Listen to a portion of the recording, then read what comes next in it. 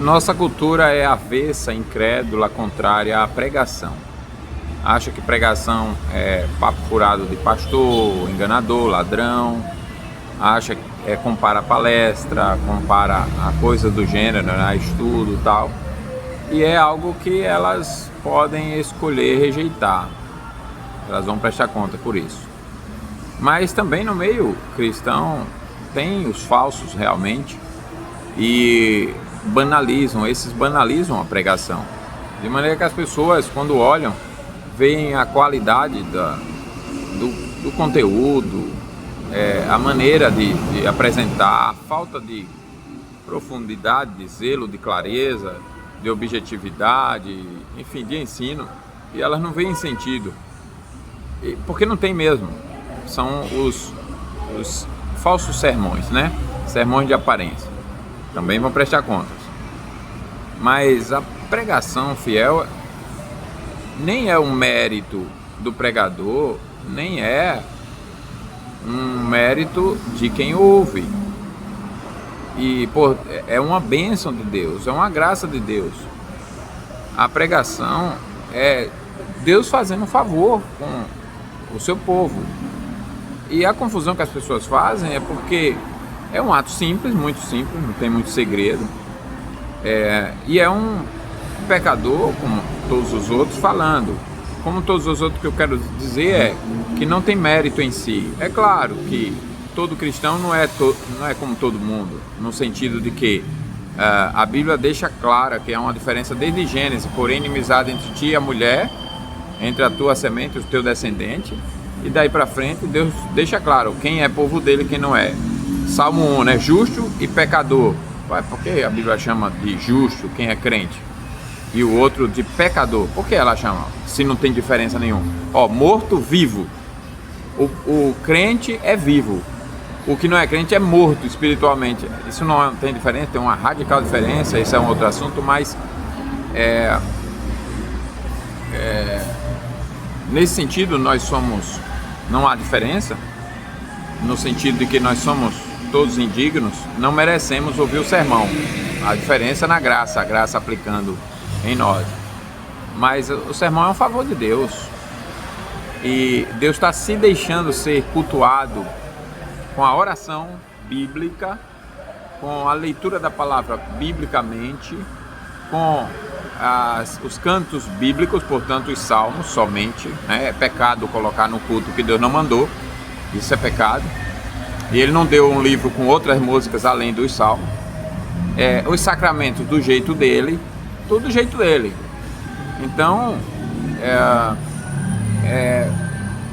é um favor de Deus a pregação. Quando a gente diz assim, a palavra é mais importante no culto, não é porque você tem que ficar esperando o horário da pregação. Tem gente que chega na hora da pregação. Meu irmão, por que você chegou na hora da pregação? Porque é o que é o importante. Então, não entendeu o culto. Não entendeu quem é que está sendo cultuado. A pessoa que está sendo cultuado, o ser que está sendo cultuado, se é que está sendo cultuado, quer ser cultuado com a oração do jeito dele, com as canções do jeito dele, com a leitura da palavra do jeito dele. Então, sacramentos, né? Então eu não posso cultuá-lo de outro jeito.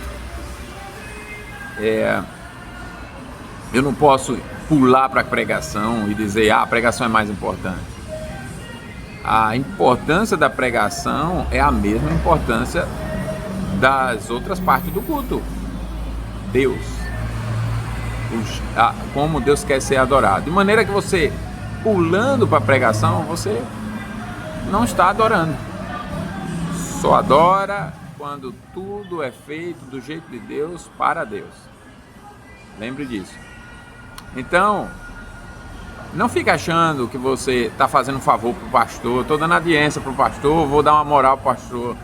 Coitado de você, viu? Veja, Jesus foi rejeitado, Isaías foi rejeitado, Paulo foi rejeitado, Jeremias foi rejeitado. Estava lendo Jeremias esses dias, eu olhando assim, caramba, como esse homem sofreu prisão e tudo mais, porque falou a verdade. que Deus mandou, do jeito de Deus. E foi parar na condenação daqueles que ele buscava a salvação, porque os mensageiros de Deus fazem isso. Eles são voz de Deus para a glória de Deus e a salvação do ouvinte. Mas os ouvintes não quiseram ouvir Jeremias. Então, isso não é novidade, não é um pecado que começou hoje, né? É algo antigo. Mas é favor de Deus.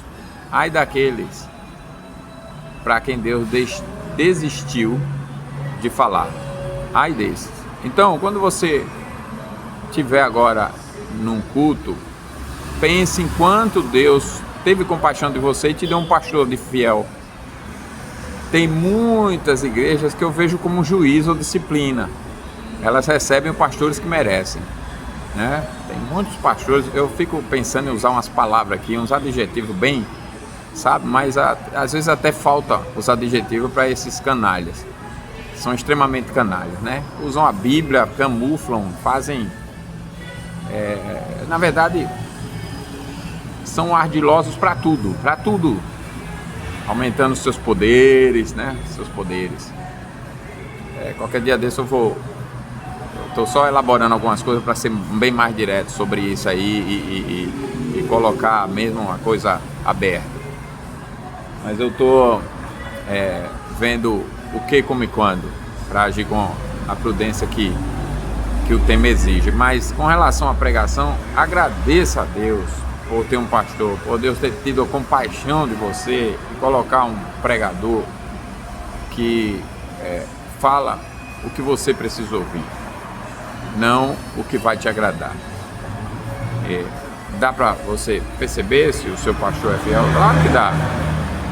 As escrituras e a vida dele. Então olha isso, observa, acompanha, né? Agora, não ache que é um favor seu estar ali ouvindo a pregação. Tem um caso até de que Deus se compadece e às vezes a pessoa, o pregador é irresponsável, e mesmo assim Deus ainda vai lá e o pouco que ele leu da palavra e se valeu da palavra, Deus alcança o coração da igreja, trata com a igreja, alimenta a igreja. Tal é a graça de Deus. Estou dizendo que é a regra, mas até isso acontece. E quando você estiver no próximo culto, agradeça a Deus, mas também zele pela vida do seu pastor, ore por ele. O pastor que eu estou falando é pastor de verdade, né? Esses falsos disfarçados de ovelhas, não. Lobos disfarçados de ovelhas. Mas o pastor de verdade, agradeça, respeite muito. O nível de respeito nosso por Deus tem uma relação com o respeito que a gente tem pelos pastores, pregadores. Respeito. Eu soube de um episódio lá na Coreia que um pastor brasileiro chegou lá, foi comprar um terno no mercado e estou dizendo isso para você sair dando riqueza para o seu pastor não, mas entenda a reverência do povo coreano.